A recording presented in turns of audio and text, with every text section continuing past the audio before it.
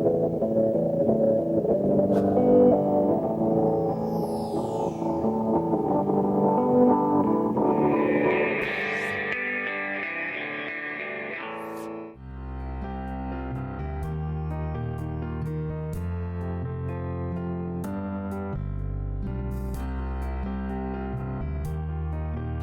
us into order, if that works for everybody. We're good? So it's 5:02 or 3, probably 3. And welcome our new recorder, Kelly, is going to take over. Kim found it couldn't fit into her schedule very well with her family. So I'm sorry we don't have cheese and apple cider crackers like we did at one time. Just as a heads up from the very beginning that there's a basketball game, a playoff that Kim and I both want to get to. It starts at 7. So we're hoping that we're going to be able to be done and move over there. Yeah. That would be a little optimistic perhaps, but let's see what we can do. Let's go. We were just talking about you. Any guests that would like to be recognized? Thank you for coming. All right. So if I could have a motion to, at least, we could look at the minutes apart if you want, because I know there's a lot to the minutes. I don't know if there's any questions on that, but otherwise we can take a motion for the minutes, the agenda, and the warrant. So moved. So seconded. All right, any discussion? Well, I think I was in attendance, and I'm not listed. That's probably good to know.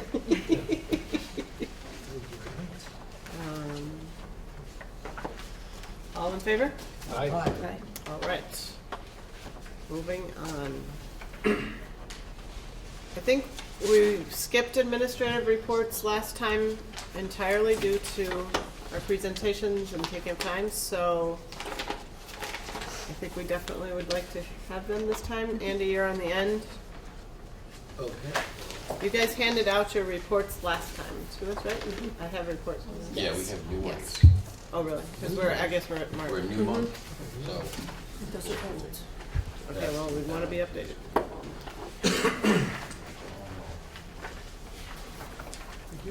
Frank, I have one for you too. Oh, gee, thank you.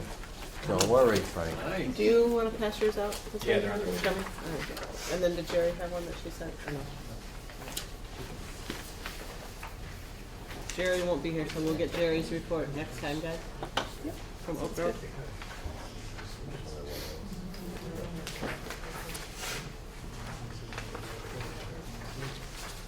Well, I'll let you read that at your leisure, and attached, you'll find a two-sided sheet. The first is we're in our testing season, so we have the SBAC, NAEP, and NECAP test schedules. Actually, we did the NAEP, 4th grade NAEP yesterday. That's the National Assessment of Educational Progress. It's conducted in all 50 states. It's the only nationwide exam that we do. It's 4, 8, and 11, grades 4, 8, and 11. Here, we tested all our 4th graders in, some kids tested just math, some kids just reading, and then some kids were selected to do both. And if you were selected to do both, it was about 5 hours of testing. So it's, How were they selected? they do that. The NAEP folks do that. They invite all the school districts to participate, and if you say no, they say, well, we're still inviting you. So we're happy to do it because it shows the Vermont standards are pretty high and the results every year nationally. Right. Vermont's in the top tier, so it's good. Well, I thought you meant how were individual students selected. I did. Oh, so that was That's through all right. them random. Good to know, too. Last year, we did just science, and this year, we did literacy and math, and they control, and I think it's just a random process, who did literacy, who did math, and then who did both. But that's all controlled by them. They come and administer the test. We don't, we're just there when our teachers aren't administering the test. So when it says March 20th to the 31st, every single day they're testing No, for no, no, an no, hour? no. Okay. No, The I'll go date, there in a minute. the 28th, yesterday. No, but this first one is I know, grades but we're 6 talking and- about this one. I'm just trying to. I'll get there. Putting I'll it get in a there. calendar. Okay. So with NAEP for the first time, some of the kids took it with by computer. They actually brought a big case full of computers, and some of the students took, I think literacy was computer, the math was pencil and paper. So it's just interesting. But they do the entire thing. We're not, our teachers don't facilitate, don't administer it, unlike SBAC or kneecap. So as you can see, sixth grade, we'll start the kneecap testing. There's a test window which all students, all schools in Vermont for grades 3 through 8, and then I think grade 11, will have to test SBAC in math and literacy within the window. I think it's March 8th or some date in March until the end of May. So what we do here, because of our size, we go grade by grade. So, and what we do is we assign the window. So you can see sixth grade right there has March 22, March 31. And so the kids won't test the entire week and a half, but there'll be 3 days we'll do literacy, and then there'll be a Tuesday, Wednesday, Thursday. Then on that Friday we'll do makeups if a kid missed, and then the following week we'll come back and do Tuesday, Wednesday, Thursday math, and then again there'll be time for makeup. Also, we give a little bit of window in case there's inclement weather or anything goes wrong with the internet, Wi-Fi system, and so forth. But there's the schedule, and as you can see, fourth grade gets hit really hard because they do. They also do kneecap. Later in May, they'll be doing kneecap science. On the back of that, you'll see that we're doing our family breakfasts. Again, we do it November and March. The March menu and dates are there. You are all invited, and you can come. And the theme this time is celebrating diversity. We want to celebrate families, and we've created a menu. First time will be Hawaiian luau. For grades K and 1, grade 2 and 3 will be St. Patty's Day. There'll be green eggs and ham. And grade 4, 5, and 6 on March 22nd is Asian-inspired breakfast. And come for one, I come for all three. Happy to have you there. Just one other word.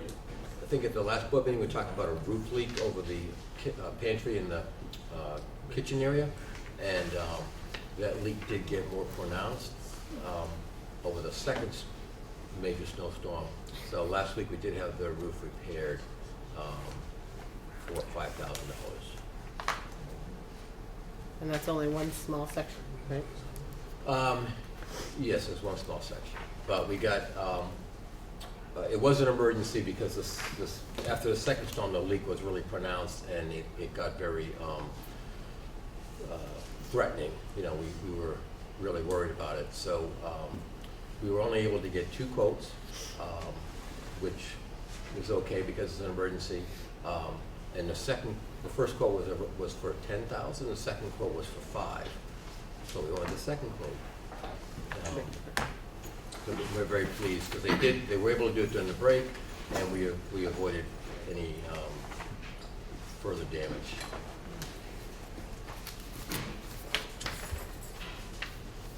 Thank you. I had one question, Andy, from the last report here. And actually the question will come to you, Mark, too, and to Jerry if she were here, but on the reports it says like notes of where they transfer in and out of. Yeah. So I'm just wondering when they transfer out, if we're talking to them and seeing, particularly, it looks like Academy in January had someone transfer to St. Michael's, and Community House, Townsend, Curhen. If you could just tell us. So, I mean, if your question is, do we do exit interviews? And to some degree, the answer would be yes. If the family's moving, like we have 3 kids who are moving on Friday, for example, and there's two families. Both of the dads happen to work for the construction company that's building the bridge, and they are at, Friday's their last day of work, and they're being transferred to a project in Shreveport, Louisiana. So we get that kind of information. If someone's just moving to Massachusetts, to Bellows Falls, oftentimes the parents say, yeah, we're moving because of such and such. I'm mostly concerned because of the town meeting, and we always get the questions about private schools and if we're losing people to the private schools. So. Yeah, well, we did have a student who actually was at St. Mike's and is going back to St. Mike's. But I can't say, and I did speak to that parent about that, but I mean I can't sit here in public meetings say child's leaving because of such and such. That would, be a violation of confidentiality. I'm just looking to address that question that comes up every year at town meeting of how many kids are in public school versus private school, and are we losing kids to private school? Well, we keep data, and I report that, and I can have that for the town meeting, and every year I report for Academy over the last 5 or 6 years. We do have kids who come here and go to private schools, but the net is to come from private schools to come here, and I don't know exactly, I don't have that data in my head, so I don't want to be misquoted, but I know it's pretty substantial in our favor. We get more kids from the local private schools to come to us than come here and go. So maybe that's part of our town meeting prep questions and Right. discussing. But also, one thing, that private schools advertise and lobby pretty hard. You can look in the Reformer today. There was an advertisement, an article about for private schools, a private school. So they're recruiting. They're and we're sort of passive. So I think there's always going to be students, for whatever reason, parents want to go to a parochial school for religious reasons, or they want to go to private school for personal reasons, and that will continue to happen, particularly if the bill, which is being considered by the House Ed Committee, which would allow private schools to get funding, get state funding. That's going to increase that. What the private schools want is to get the funding, but still be able to deny special education students. Right. My political statement for the night. Thank you. Duly noted for the minutes, the political statement. Great. Just to provide a little balance to that, they don't want to have to accept every single of the 7 or 9 categories. They already, in most cases, provide services for 3 of the however many categories are. Well, Ongoing issue issue. the bill is they would have the ability to deny a student because of special education. Depends on the need. Yep.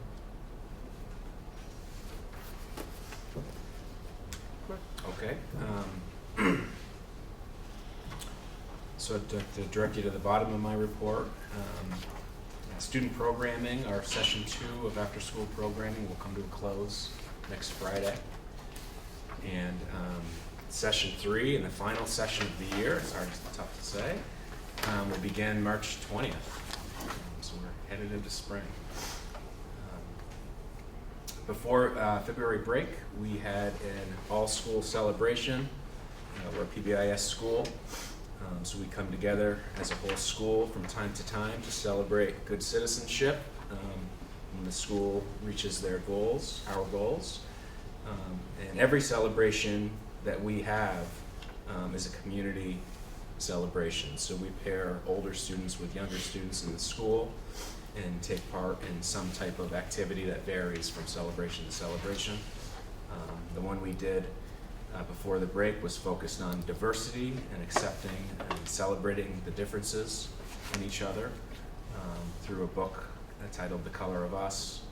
And we did some art projects that are displayed in our hallways right now.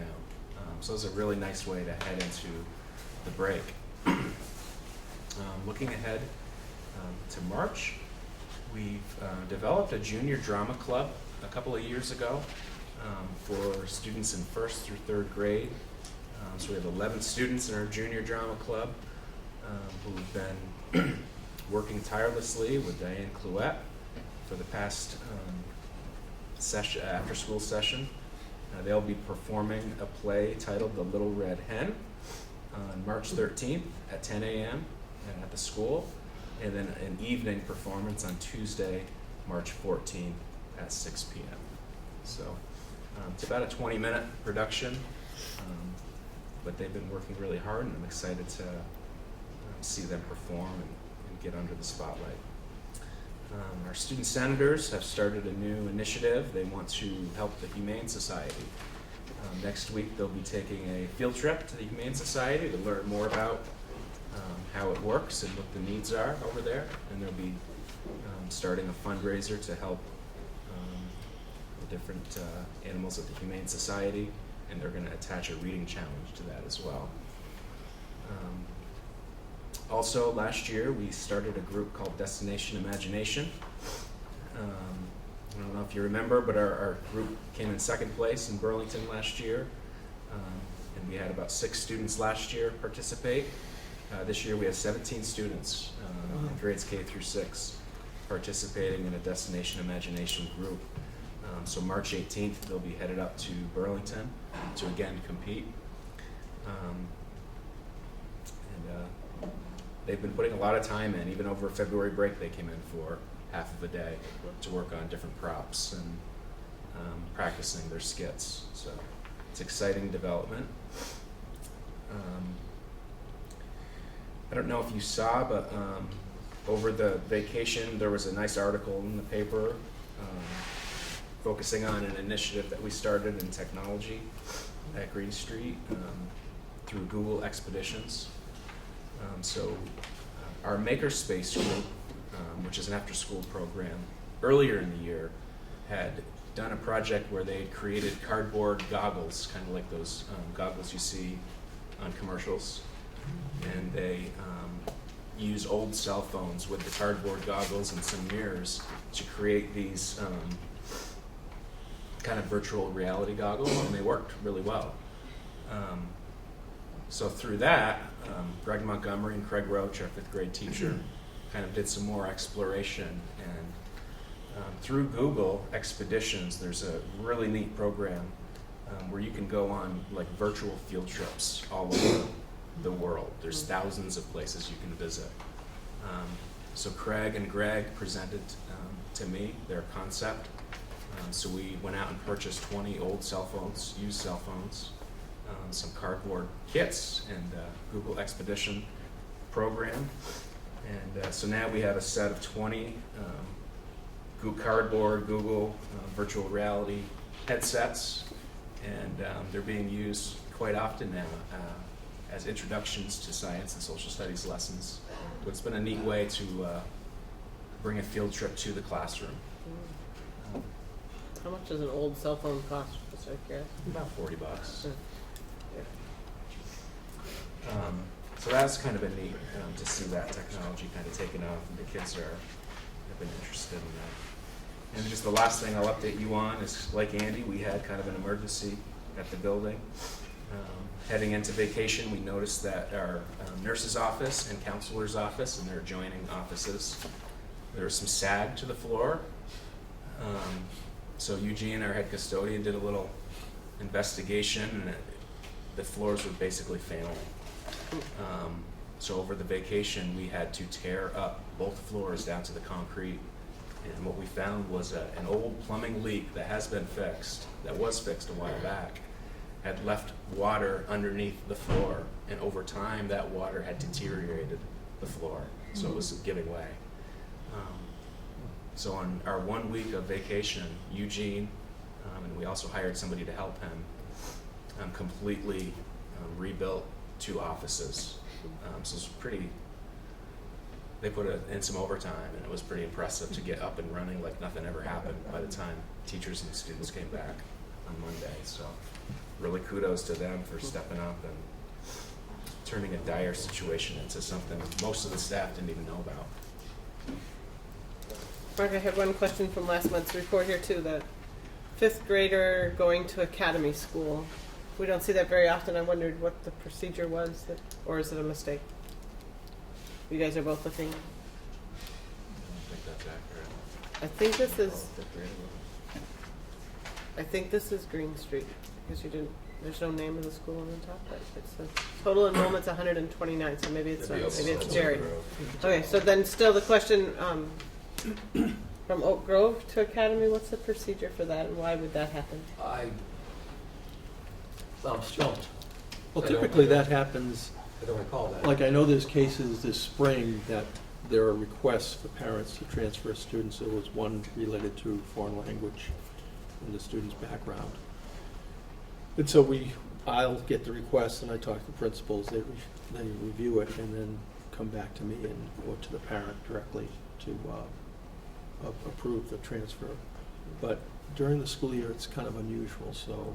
So maybe it's not even right. Yeah, so, the one thing I can think of is in reverse. There was a student who left Academy, went to Oak Grove That's from prob- 5th grade.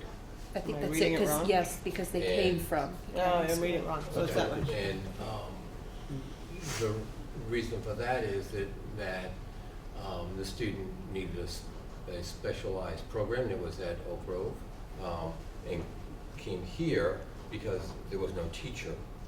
And the teacher was hired from here because she did an internship with us, and I hired her for a special ed maternity leave for the first half of the year.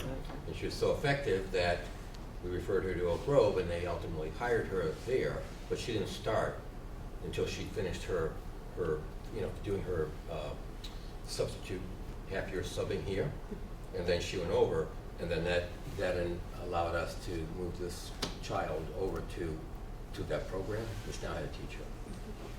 Long explanation, but it's. Oh, it's just something legitimate. curious that I saw in there, so I didn't know. Right. And then you asked me a question, I don't think if you don't mind going back, you asked me a question too about, I think you might have said community house. That was one of them.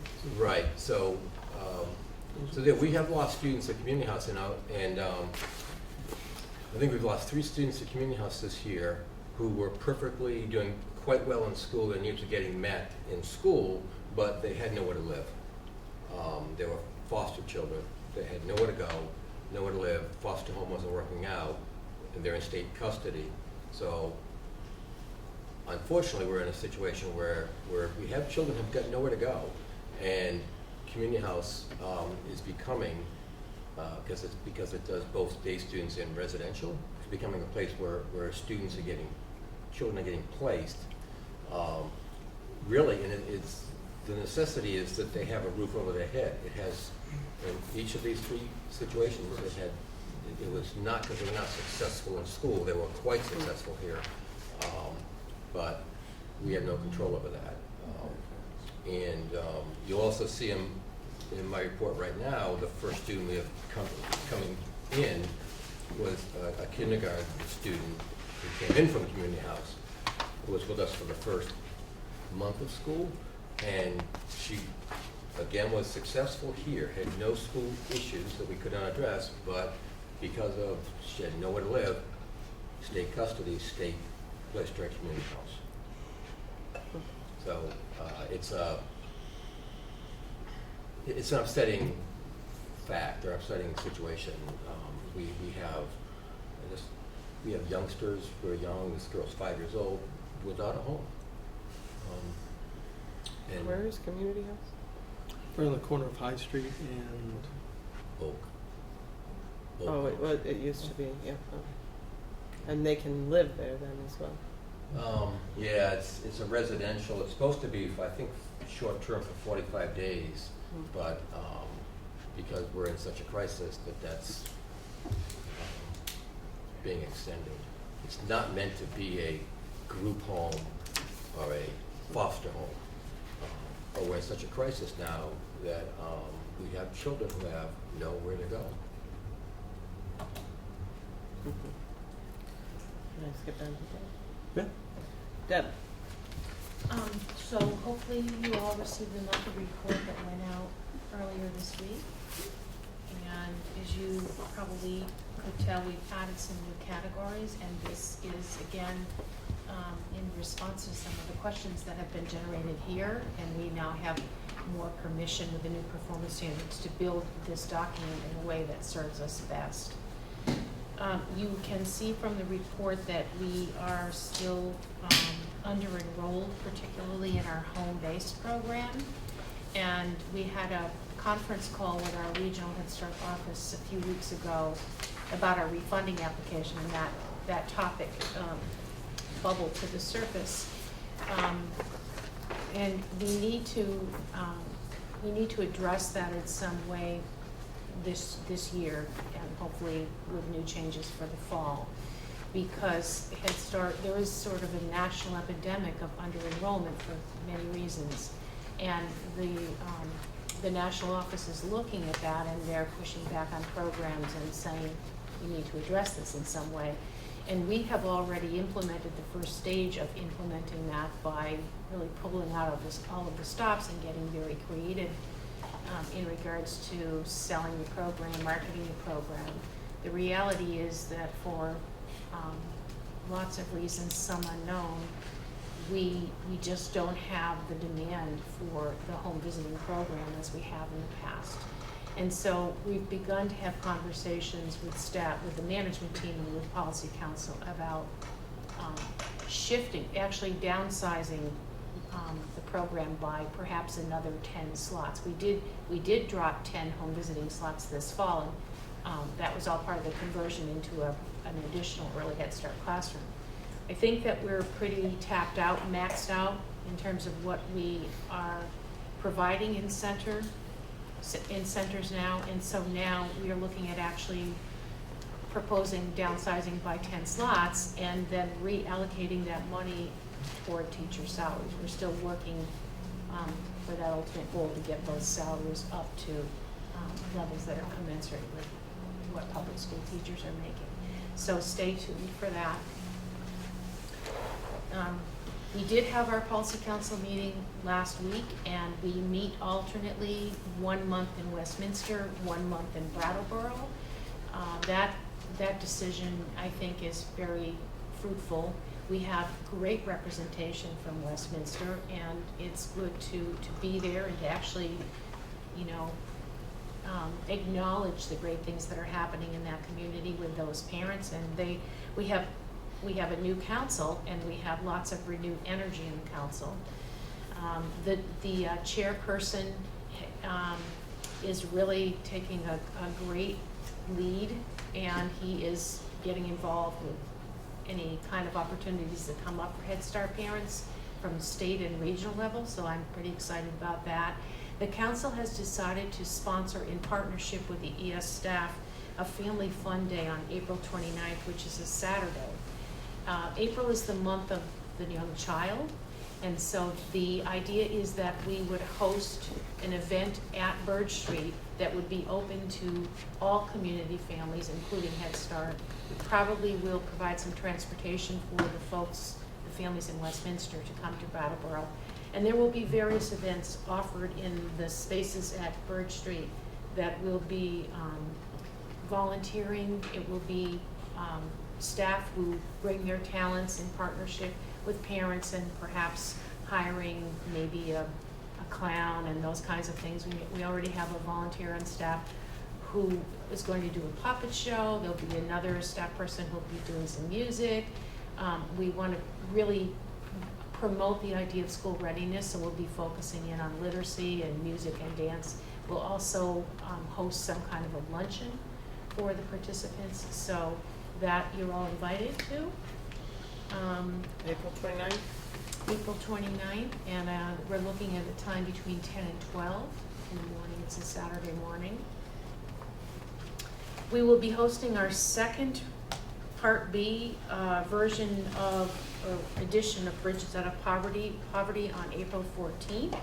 and I think I mentioned that at our last meeting, that is open to any participants who've already attended the first section. We are, let's see, where are we? I think we're doing that at the VFW. Every 3 years, EES as part of the Parent-Child Center Network in Vermont, we are one of 15 PCCs in the state, undergo a review, and we are slated for that on May 31st. We have the opportunity to sort of create how that looks, and so I'm beginning to formulate some thoughts about using that as a forum also to be a springboard for our annual World Cafe, where we're actually doing a program self-assessment with our community members and with our staff and our parents. And so this, we would probably build upon that. We have state partners who will be participating in the PCC review. And my idea is that we would spend the first part of the day kind of presenting what we offer at EES, and then conducting a World Cafe type event, and strategically having tables set up with a mix of staff and parents and community members and state members to discuss the strengths and challenges for AES, and then that information can inform our strategic plan for next year. So you're all invited to that. You'll be getting a more formal invitation once the details are finalized. Last week, my family service manager participated in a webinar on homelessness. We were selected as one of the Head Start programs in the state to participate along with other folks who whose forte or whose expertise was in homelessness, and we were selected because in our program information report, our numbers, our reports for the number of homeless families was impressive as compared to some of the other Head Start programs in the state. And so we were invited to share our strategies as to how we were able to help families find homes. And we partnered on that panel with Carrie Beebe, who is a member of the Children's Integrated Services team with a focus on homelessness. And our contribution to that panel conversation was about the importance of collaborating in the community and using those connections to help families have their needs met. So that actually is going to be made available for anyone to see, and I was told today that the link will be forthcoming. Make sure that you all get that. And I did have a meeting last week with the parents from Canal Street whose children would be eligible to move toward the Oak Grove preschool in the fall. And we had 6 of 9 families represented, and I would say that I had a lukewarm response, but since then there has been some momentum. So all in all, I think it's very promising. On the report, I had a question, Deb, about the turnover and the amount of open teacher spots. So we actually created 3 new teacher openings when we opened these additional classrooms in the fall. So some of those numbers are representing those 3 additional new slots that were not filled. And when all is said and done, we actually had turnover with 6 slots, which actually is better than it has been in the past. And I did send you that link to what all the other parent-child centers in Vermont are looking at as an average rate of turnover. And the range goes somewhere between, I think, 6 and 9% to 30. Based on our PCC numbers, our rate was 24%. That's typical of what's happening in the country right now. Is there an explanation for that? Well, there are more and more requirements that early childhood professionals become more qualified. And unfortunately, the money doesn't follow those requirements, so they're not being paid commensurately for attaining those degrees. The work is harder, much harder, and the word is out that that's not perhaps a position or a job that will pay your bills. Are the mandates federal or state? They are both. Interesting. But I think we're ahead of the curve. I think that the ES, recognizes that, and we're working really hard to stay above water with that. Okay, Ron? Before I give my report, do you want to, somebody else come in? Oh, Related to what I- yes, welcome. Thank you. And if you'd like to introduce yourself and I'm Robin Morgan. I'm an Academy School parent, and I'm also running as a write-in candidate for the school board, so hopefully be joining you guys on the other side of the table. And just to remind us, it's 30 people that need to write your name in, and then Yeah. As far as I know, there isn't anybody else who is, and I have more of those cards if anybody wants one to run over my name later. Yeah, at first I thought it might be more people trying to do a write-in, so perhaps there would be more votes needed, but as far as I know, I'm the only person, so 30 is the magic number. we'll take a bunch of them to the basketball game. Yeah. That's cute. Okay. So I just have a brief report. I'm passing out a document that I sent to principals.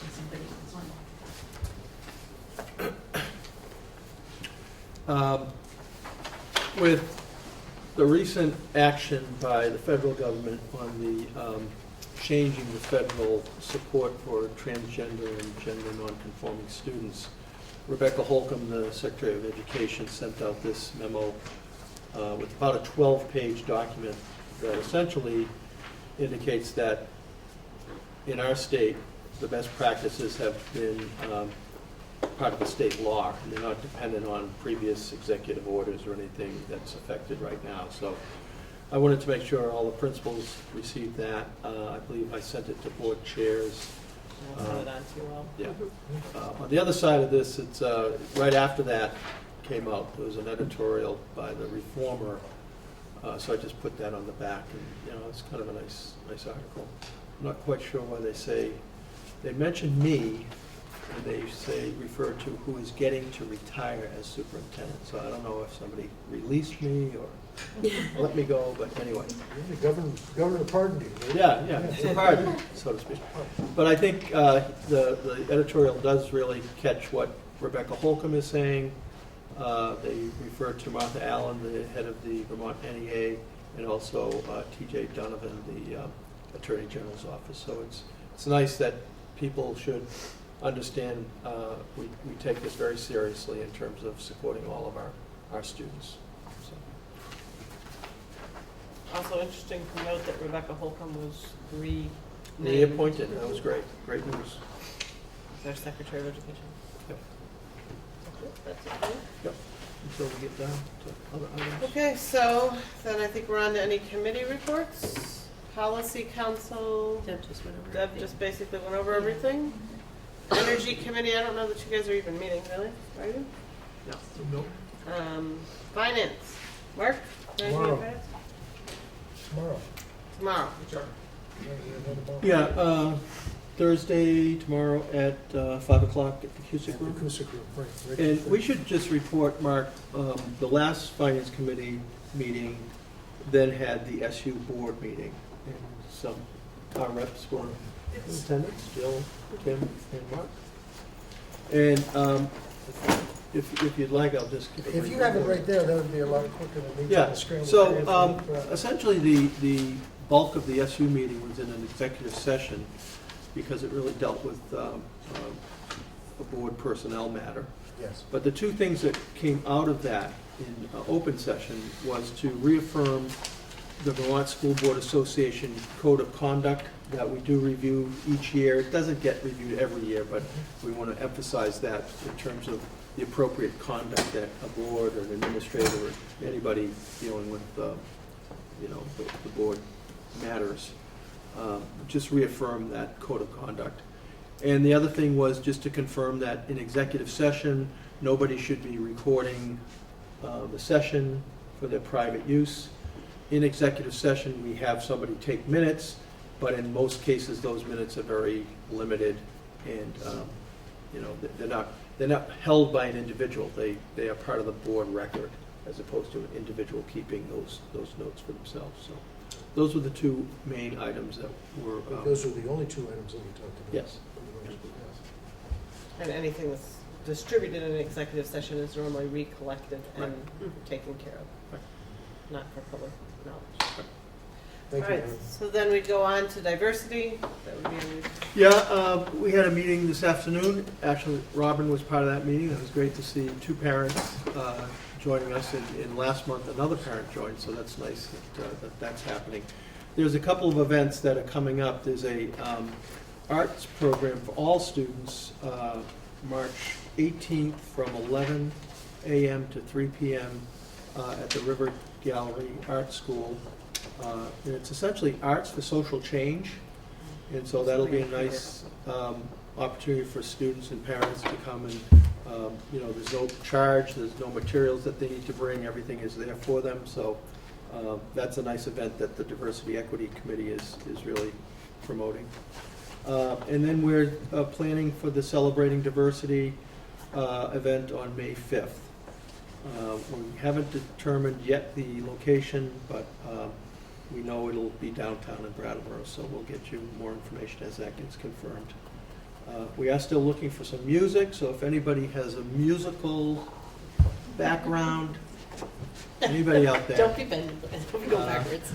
again, it's I May know 5th, Joe plays, 6 p.m. Flute, is it? I do, but I'm out. The ukulele? No. Oh. So think about that if anybody might be available. We just need to know.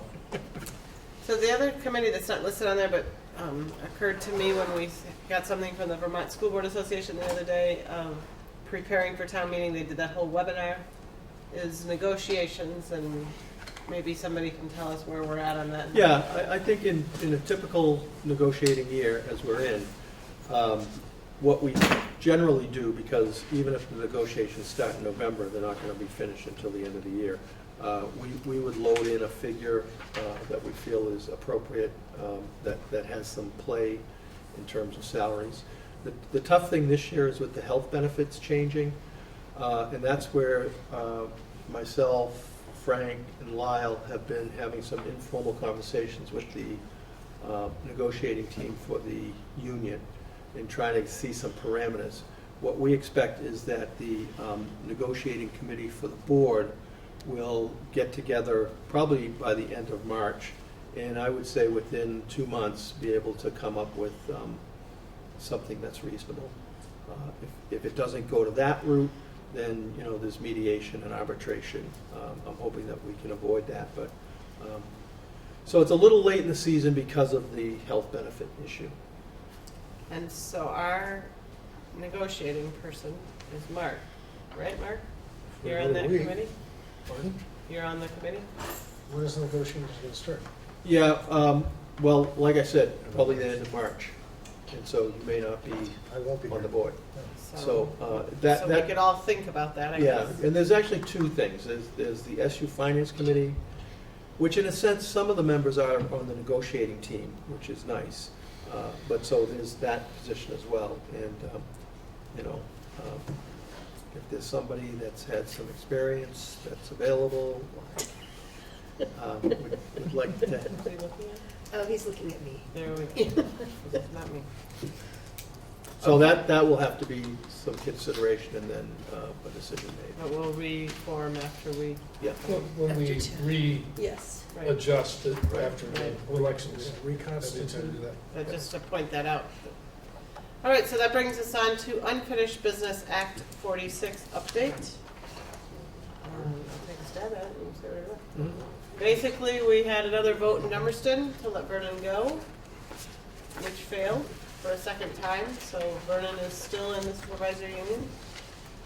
And the current articles of agreement could only go forward if we dissolved, or if we let Vernon out of the EUHS District 6. So at this point, Act 46 Study Committee meets tomorrow night to discuss options.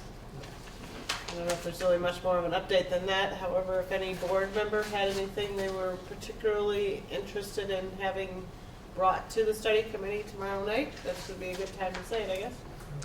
The one thing is that the Agency of Education released the second draft of the rules for the alternative study, the alternative structure. So there are actually rules that are close to adoption now, so people can have some guidelines for exploring that. They're not finalized yet, but no, we'll see. At least they redrafted them. And then that leads us closely into planning for town representative meeting. Could I just- Sure. Yeah, I'd just say in terms of what we're thinking about for tomorrow night with the study committee is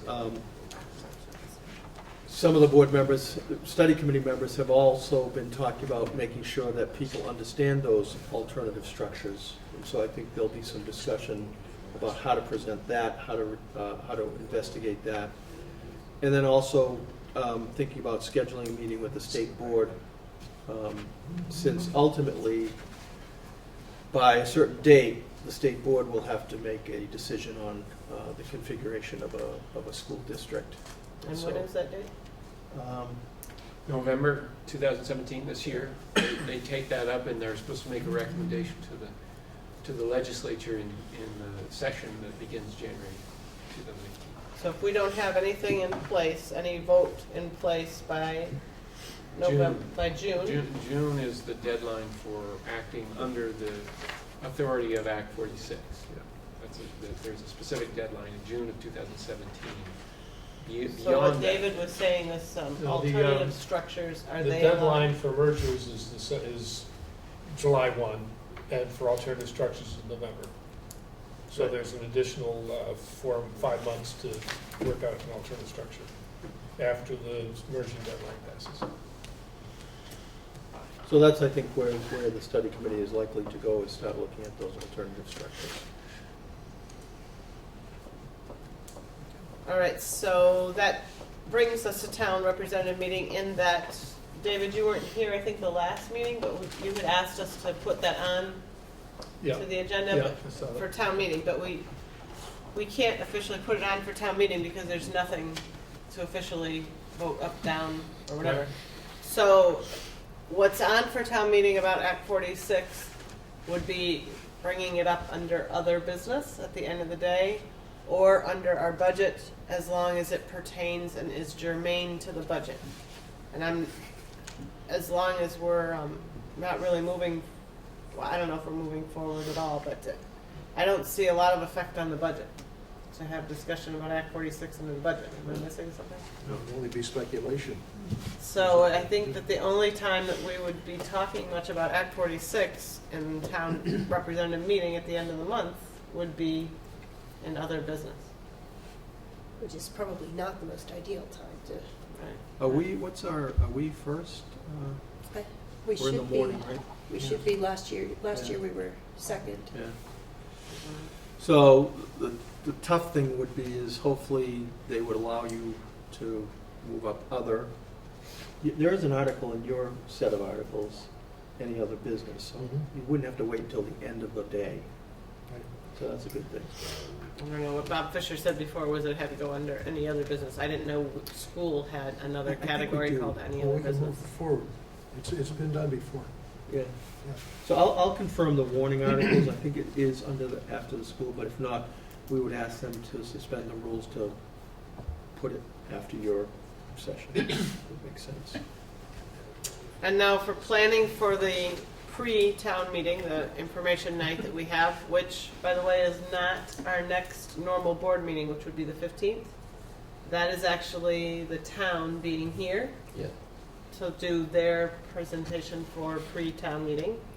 And then the following week is the 22nd of March, and that would be that's our board meeting. So we'll still have our March 15th meeting? No, I don't Oh, we won't, okay. know. no, we don't have it scheduled. Well, it's on the work plan. It's on the board plan. Mine's crossed out that it would be moved to the 22nd. That's because generally what we do. because it was supposed to be town information night. Yeah. But town information night, because town meeting is not till the 25th, Right. moves to the 22nd. So town information is the 26th. So whatever the So the- VTSD annual meeting, March 18th is not. Yeah, on that's incorrect. the- Okay, Yeah, so, yeah, let's make sure so it's March 25th, 5th.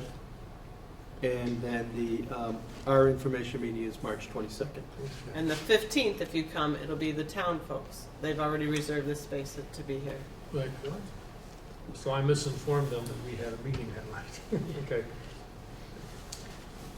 And I think what we've Seems typically fair. done is started your board meeting at 6, just a half-hour meeting, and then start the information session at 6:30. So what do we want to talk about at the town representative meeting this year, you guys? How about those Red Sox? Well, the thing you sent around about from the SBA and the advice they give all along is to talk about our goals and which of them how we address them and how it is we basically what's doing.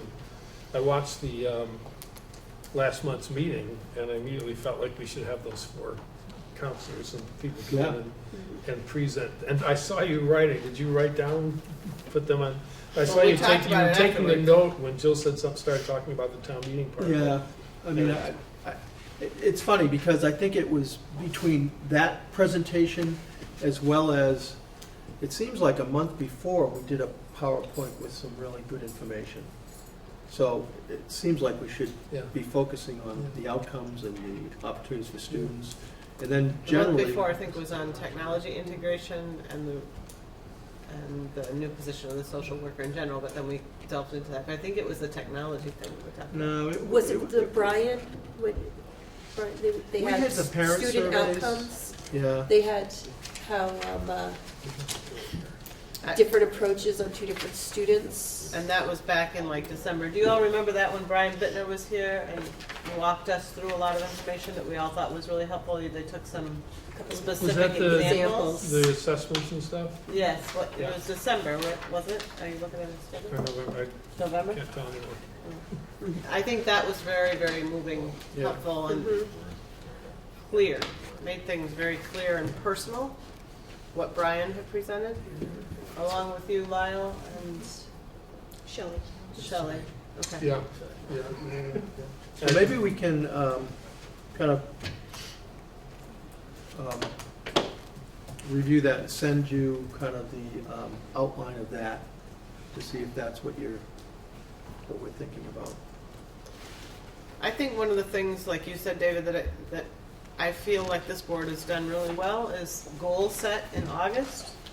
And we talked about poverty and the opioid crisis and how we needed to look at that as a huge issue for us.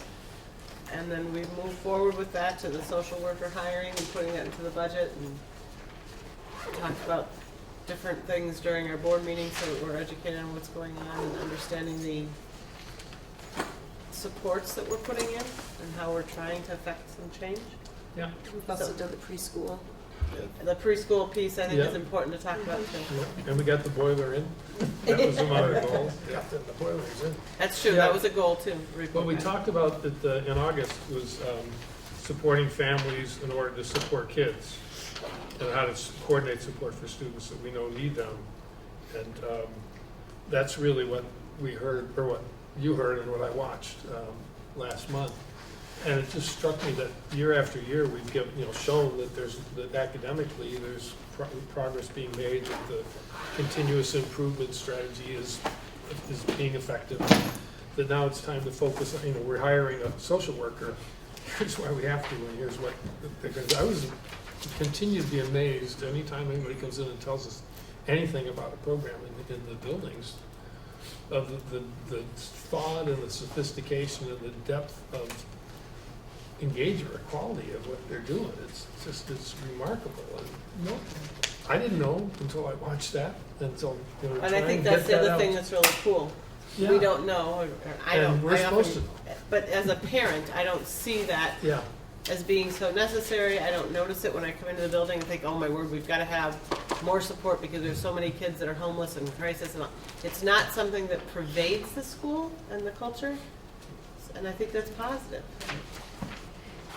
So maybe we can ask those four to do an abbreviated version of that again? Or is there any way to do I know we do the PowerPoint, but then have some video, just some video highlights from, Oh yeah, maybe they could be taped and on video. or, well, we probably have from our meeting, CCTV. yeah.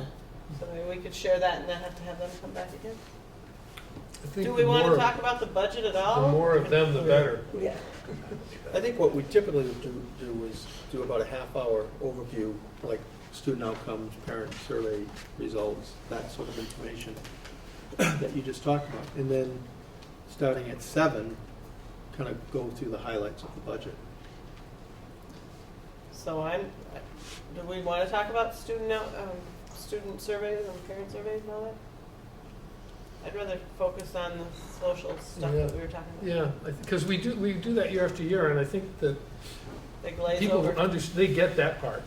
It's more like how it's come to cost so much. Right. Actually, we don't get much of that either, really. Well, I think not only so much why does it cost that much, but the question that I asked after they were done is really the gist that I'd like to get across. Is there overlapping services if I already pay tax dollars to have the town support the HCRS and family services through them? Why does the school need to have that? What is important that we yet more money into that? What's going on in our school? That's the lens that I'd like Yeah. to kind of see us look at it through. Well, Jill, just as a side and observation, I think all of our schools academically are pretty sound and progressive. They're doing the job academically that they're supposed to be doing. What impacts us is the social, and that does not necessarily occur within the school. You know, we react to something that happens outside of the school, and that's why we've hired a social worker. I would like to see the public ask questions in that regard and maybe put a little pressure on those people outside of the school system who would be responsible for these social impacts, instead of pointing at us and saying, oh, yeah, in addition to reading, writing, arithmetic, responsibility, you have to now teach manners, toileting, courtesy. This is emotional control. Well, so But you're right. does that give you enough, Lyle, to? I was just wondering if you were gonna look at me. Yeah, because you had that Brian Bittner I presentation. know. I was like, You gotta get used to it. he's still employed here. You can tell me and I can He's delegate getting it. to retire, but he hasn't retired. But you have that. You have that from. So I You've guess only done that for the last 14 years with me here. what was so compelling about Brian Bittner, Lyle's, and Shelley's presentation back when it was very cold, November, December. It was highly personal. I could get my head around this particular child received this particular thing, and we Here's saw what- this particular result.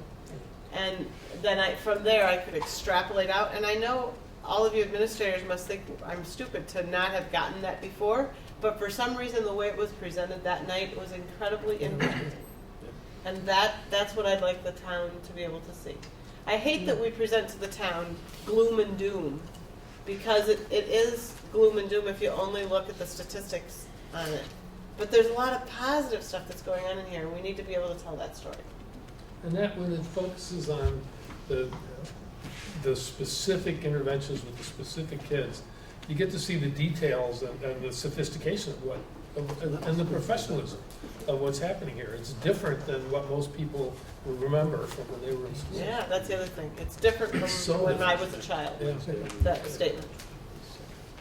So So, yes. Lyle, if you take that presentation Yep. and maybe add in some of the stuff from the I'll social work worker.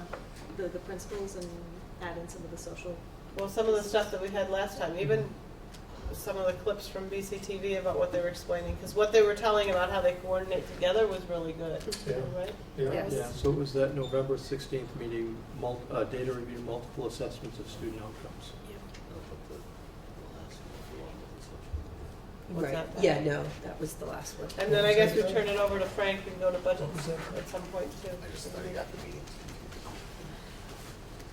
I would think, well, we could spend the majority of the meeting on the outcomes. I mean, if we think we're gonna spend an hour of presentation, maybe 45 minutes on outcomes and only 15 minutes on budgets, or, That's what it should be. right? It's gonna take a lot for people to understand the whole, way that the money worked out this year. I mean, it took me 3 meetings to understand what is it, The supervisory union part, that the people- special ed? Oh, the equalized. equalized people and how that impacted our budget, and why it looked like one thing, but it wasn't that, that was Jill already confusing did to that, me. though. It's in the Another paper. good resource we have for that is Franz Reichsman on the Brattleboro Town Finance Committee has done a really nice job creating an overview document. And that's in the town packets that we get? Yeah, so We haven't seen hopefully that. we can have that. I think his intent is to have that available for that meeting, and it does a very nice job. That'd be great. And what about that chart that you That's presented bottom for line us stuff. last time too, only you were gonna add in actual numbers? The equalized student numbers and the amount, the budget, and how much we're going up and down. Oh, okay, sure, I can Do you all like that idea? That last time as well, remember Frank presented some numbers for us, but I asked if we could put in actual student numbers too. That question of, well, where, is our budget really going up and down? Are we spending more per student? And looking, the whole muddying of the water of the equalized student. But that document that we had from Frank, I think was helpful. And then the last part that's concerning to me is that no matter how much we feel good about the budget we put together, that thing that came from the VSBA indicates that because there's a budget shortfall in the state and because many of us have done what we are doing, which is using our revenues from other years and putting it in, we will probably send all, around the state, send all of our budgets up, and then the tax rate will come out and we will still see an increase. Yeah, but I think that was intended to say that for districts that don't have reserves and maybe overutilized reserves in the past, that I think that was intended to say they're going to see an increase in their school property taxes. But I don't think they're saying that they're going to adjust the yield number, which is what you're kind of referring to. I thought that's what they were saying. Yeah, That would be more positive if that's really true. What I've gotten from Brad James as a result of going to these business manager meetings, when he briefs us on those statistics, is that's more of the implication. If you didn't have the reserves to anticipate the Act 46 removal of the hold harmless provision and things like the pre-K, what do they call it, estimate and then reconciliation, then he's implied, and he basically said this to us at the business manager meetings, because he gets the data, preliminary board approved budgets, and he said this is what we're seeing. But I don't believe that means that the appropriations committee is going to go back and say, can we leave the yield at $1? That's the number everybody starts at. It's $1, and then if you spend more than $10,076 per student, then that gets adjusted. I don't think they're talking about adjusting those numbers at this point. I haven't heard that. I think they're talking about just the revenues. Well, they haven't started with a $23 million hole because they used a surplus last year to reduce taxes, and that the revenues are down. I think it's 18%, and they're looking at a 2 or more % increase in the rate. And the last, and it's still up in the air, but the last number I heard was as much as 7 cents more On what? on the statewide, on the rate that the state winds up handing out. And nothing is, I mean, it couldn't be more up in the air than it is right now. Yeah. But there's not a good scenario. Mm. And of course that would include a non-resident rate, which doesn't affect it's part of the education fund soars. So if they raise that, then it takes pressure off Yeah. the homestead rate. So I know that is part of the mix. I think the main point is don't say this is going to be the rate. This is what we anticipate until the state has something. Yeah, that there's it's pending. Yeah. Yeah. I would agree with that. That was the case. That's true. If we do it that way, we're better off. All right, so how do we feel about planning for town rep meeting? We're in agreement, we're good? Yes. Lyle's good? Thanks, Lyle. I know she's good. What time does the game start? Yeah. All right, we're gonna get over there. All of you are supposed to be over there. Planning for community forum trauma in our schools, that's on April 5th. Can I make a suggestion? Yes. That we change the name. Thank you. Trauma in our schools before we advertise that. 'Cause trauma in our schools, a big expose, you know. Sounds like gunshots Well, or something, right? Yeah, we're not trauma. We do our best not to traumatize them in the schools. I But didn't come up with that, somebody else did. What we have used is trauma-informed schools. That's what it used to, yeah, trauma-informed schools. Yeah.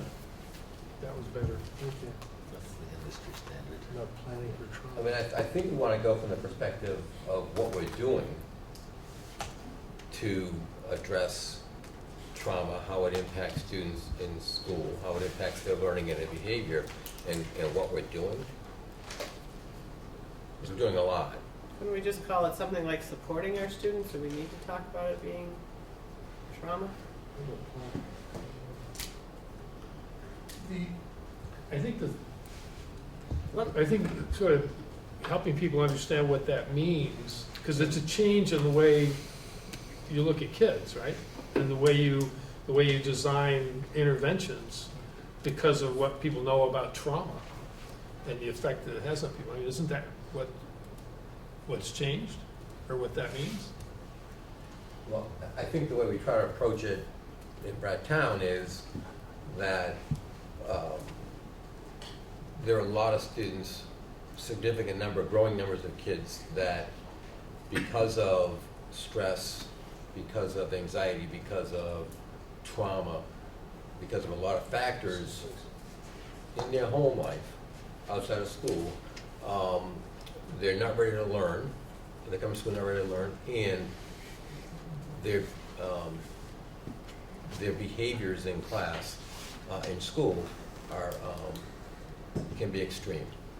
So, so what we do is we have to figure out how to teach them new behaviors and extinguish those behaviors which are counterproductive, aggressive, stand in the way of them receiving an education or impact other students.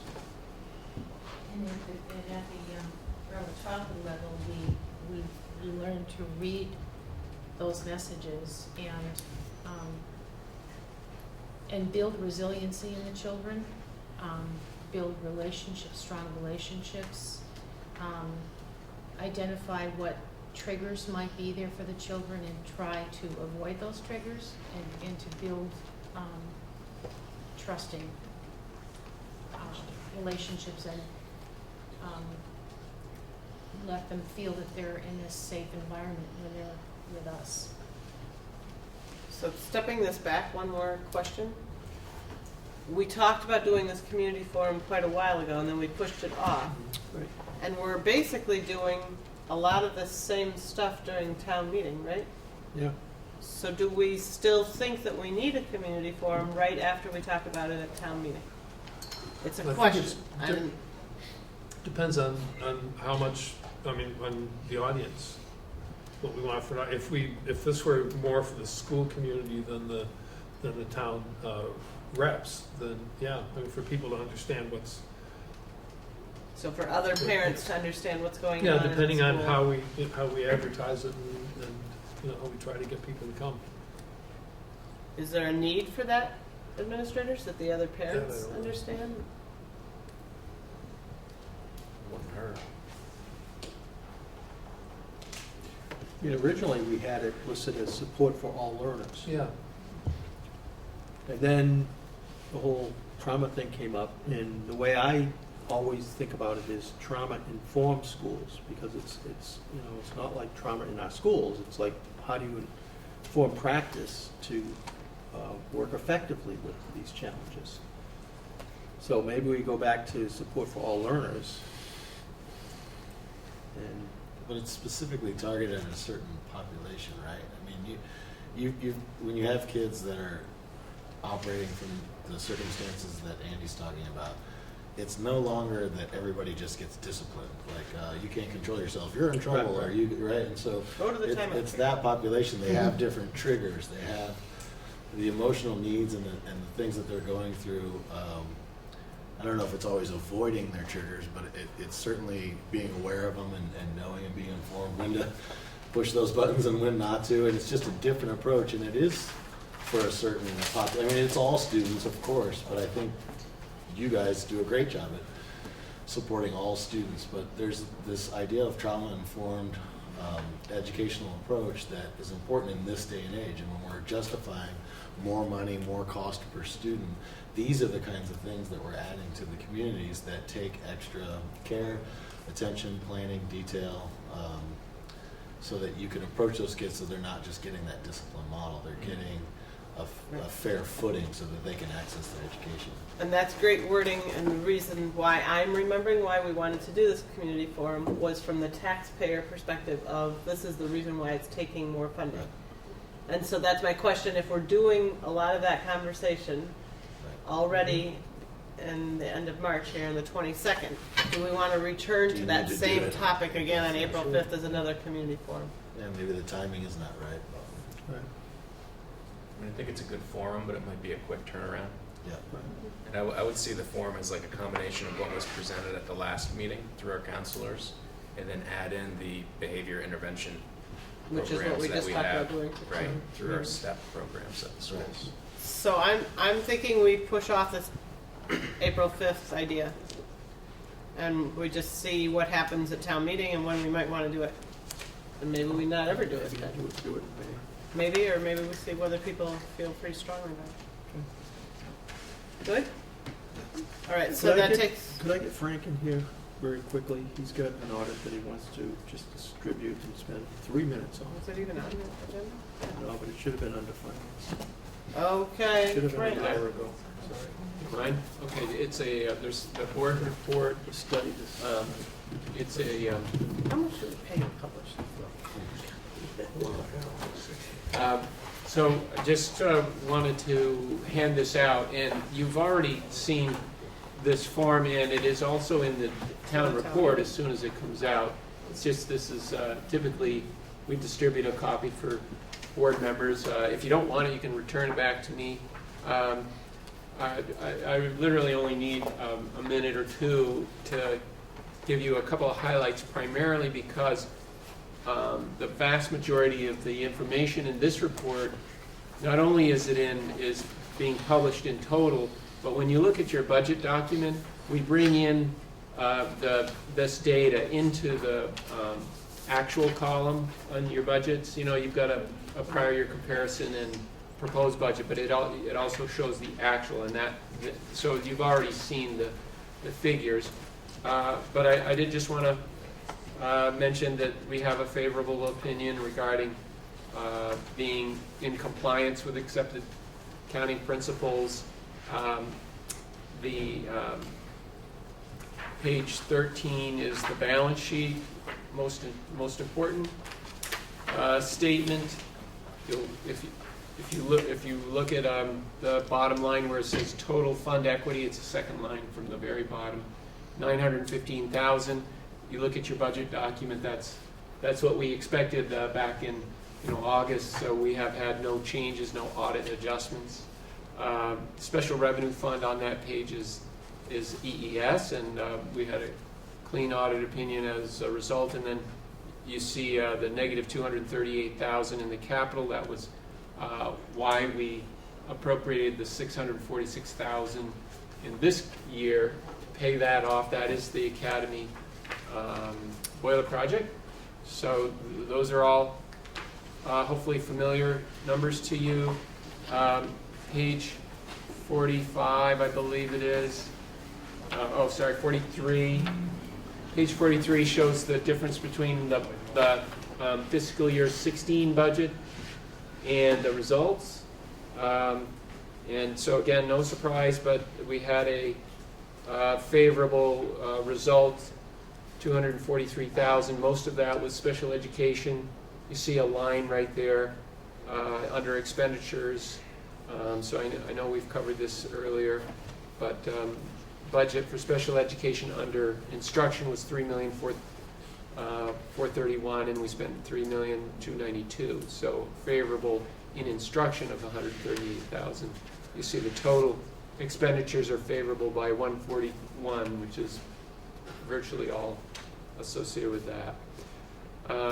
Finally, just on the next to last page, page 54, when you look at findings, you see a yes/no questionnaire format on page 54.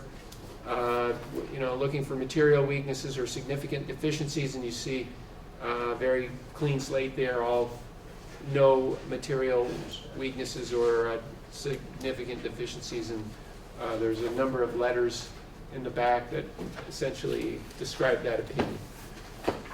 So that's all I had. Questions on the audit? Just a question about, have we put this out to bid lately? Yes, this is the third year of a 3-year So cycle. we're doing it again? And we will be revisiting Great. that. Yeah. Great, thanks. Well, I think it's important, Frank, thank you and all your people, because that last page 54 is rather an important page when it comes to public accounting. It is. Thank you, Mark. And it is an amazing effort by the staff at Wyndham Southeast. It's really it is an enormous effort, and they've done terrific work. So we're fortunate to have it. Thank you.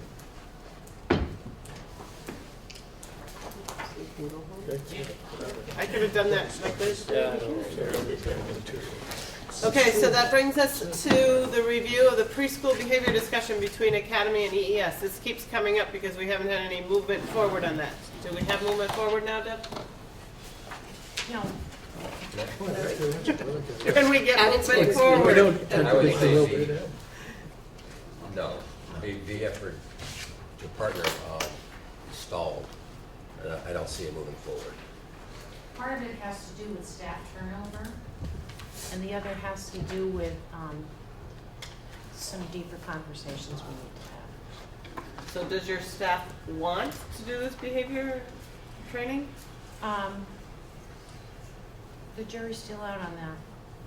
I mean, my involvement was the teacher, yes, and the behaviorists and the supervisors, no. So, but the teacher was very strongly wanted to do it. So does That the- was pretty emphatic. Does the board have an opinion on that?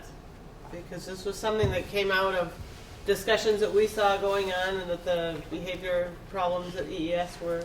So I think that a little bit of the challenge is what you actually heard a few minutes ago when we talked about dealing with the behaviors versus dealing with the emotional support. And so I think that I think we need to have some further conversations about it. I think there's value in it. At the very least, I think it's important to have a partnership so that when children transition from early ed into kindergarten, there's a level of understanding about what the expectations are from both sides. And I think there's great value in that. But we have had turnover in staff, and so it's been hard to, we did one cross visit. And it has been stalled because we've had some staff turnover. But I think there needs to be more conversation about it. I don't know where else to go with that at this point. I mean, I feel like the board has said that we think it's important, right? That conversation happen. But I don't think the board has enough information or knowledge or expertise to render any type of decision right now. We didn't render a decision, we told them to look into working together. That's right. That's what we And I did. would say And it that hasn't that still is on the table. It just has been stalled, as Andy said. So maybe we can uninstall it before the April meeting. How's that? before April, because we're not gonna talk about it again, I think, the next time. Preschool in the public schools, any update there? Jerry's not here for Oak Grove. Well, as I said, I have had a preliminary conversation with our Canal Street potentials, and we have another meeting set for next week. You said it was a lukewarm response. Why would it be lukewarm? So there were 6 parents, and 2 were, yes, sign me up, I'm ready. 2 were holdouts. Well, will there be transportation? Well, will there be this? Will there be that? So they were unclear. And then the other 2 did not feel that a school day schedule would meet their needs. Because what they have now is year-round full day at Canal. And this That is a would- question. Yeah. So from, I know Jerry's obviously not here, but Lyle and I were part of those meetings with Deb. And I think she has started to talk with parents, and they're very excited about the prospect of having the preschool at Oak Grove. So we can give you an update over the next. And is she talking to current elementary school parents? No, Or she's preschool. talking about potential preschool Preschool kids? with siblings in Oak Grove. Yeah. And I don't think we've received word from our application being approved No, yet. Janice Stockman did submit the application, but we have not heard back. Any other questions? We'll keep you updated on that. Just one kind of broad one, Jill. I can't remember, I can't identify which day in June, but when we met with a bunch of a lot of the preschool people at ES, we said we would June. have them back to talk about the progress of what was happening. I agree. We did say that. There's some rumination in the field about that. And so Chad Simmons is actually working to try and pull together. He's sent out a couple of inquiries to see if there was enough interest from the community to discuss this further. Well, I think Dave's right, though. We could put that, make sure it's on our schedule, and then make a very clear announcement to everybody that we're gonna be talking about it, updating it, which perhaps should happen, I don't know, before school ends or right before school starts, and I think it's a July meeting. Maybe it can happen in one of our later March or May meetings. When is that? May. It's only one in May. Probably be good to do it before, to just invite people in September to see as this, this completed product. Because there was more, I think there was more a sense of feedback and interaction, and I can't remember how it was, somebody, I think it was Chloe Leary, said something about maintaining communications. So that's why I'm thinking May, before we actually have kids enrolling and moving Yeah. into. Well, Chad is working on expediting that conversation, and I've been saying you need to involve people, not just me, but Ron and Lyle and, folks from the school community to be part of this participation, part of this discussion. So you think He's a thrown May out- meeting He's would thrown be? out some dates like March and April. Well, And- but and- he hasn't thrown them to us, I and he's not know. looking to us to Right, and I've been participate. saying, involve Lyle, involve Ron. Well, from Well, the maybe board's, that's going about it the backwards. I mean, we're the ones that were supposed Yeah. to do that, so maybe we should put out Take just say yeah. on May 17th, we're I think gonna do a May is presentation of where we are, and Yeah. maybe there'll be something to report about. Mhm. so we'll just make it very clear that at that point, that's what that's on the topic for that night. We'll be looking at kindergarten, preschool, preschools in our. For May 7th, because we're at EES and we're talking about kindergarten placement that night anyway. So the topic that's percolating from the community is, how can community programs partner more with the schools? Which is, I think it's a reaction, actually, to the Oak Grove Preschool Initiative. And I think it's the topic that we talked about when we were here last winter with the preschool forums, so I think we should be prepared for that conversation. So May 17th. Are we not doing the community forum that we just talked about That's what I thought beforehand, we were gonna do. that we were moving from April to May? That's kind of The trauma one? Yeah. I thought you guys said we didn't want to do it at all. Well, I think we were gonna think about it or consider it, but it didn't, it seemed like the clarity that we had at some point in the past was not quite so clear in terms of why we needed it. So let's see, we have a meeting in the end of March that will be presenting all that information. And then we have 2 meetings in April scheduled? No, just one. Well, at the April 5th meeting, we can make the decision if May 17th will be this preschool discussion, or if we wanted to come back to the trauma-informed schools. Did I say it the way you want? Well, what is kindergarten placement? It's on the May I 17th. think That's May 17th. I think Right, that was what- just supposed what to is- be how many kids, just a heads up on class Just size, enough where they are. class size. Just a report, I don't think there's Yeah, any. that's all. Oh, and just an FYI, we neglected to mention in our reports that there's no school for kindergartners tomorrow in Bradtown because it's kindergarten registration at the VFW. Yep. VFW. Well, hopefully Mark's gonna be there too. Washing the Say dishes. Mark's doing the dishes I'm doing there. dishes. So we changed that process, it's significantly altered. And part of that drive to change it was the feedback we got from last winter's group when we had the pre-K folks, you know, that Right. discussion.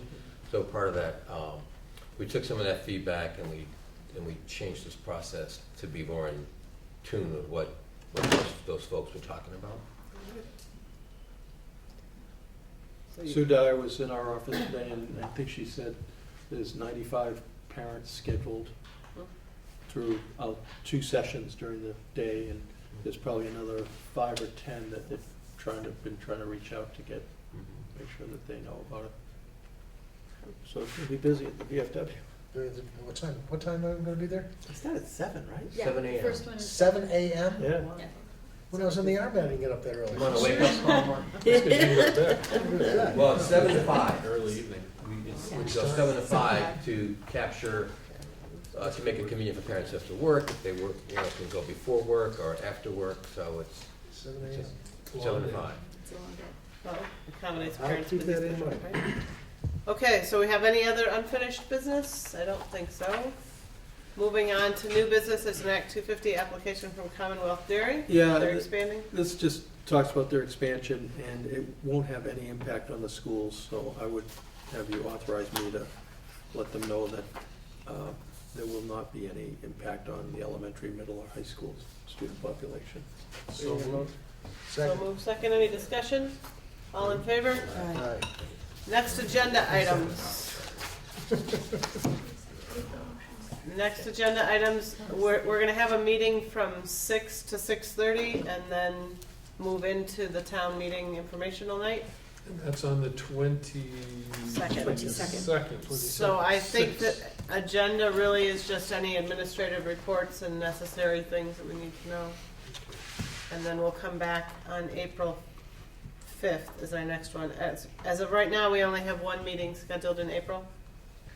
Mhm. So at that agenda, we'll look at what we want to do with community forums on preschool and trauma-informed learning supports for all learners.